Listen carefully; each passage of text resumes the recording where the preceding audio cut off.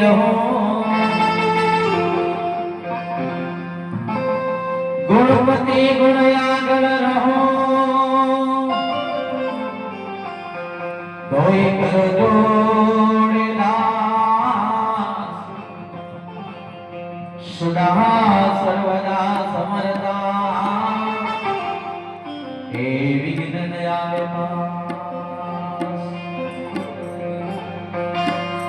તો સુવિધિ દે અમને માં સરસ્વતી ગણપતિ દીજીઓ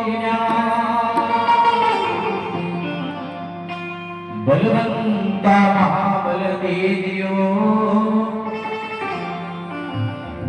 ઓમ મહેશ્વર ગુરુ દીજીઓ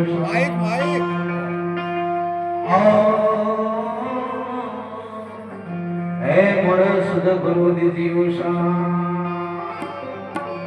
તો આપણે આ એકાદશીના દિવસે જ્યારે કાર્યક્રમની શરૂઆત કરી છે અને ગરબા ગણપતિને યાદ કરી અને આ નીલકંઠ મહાદેવમાં શું કહેવાનું થતું હોય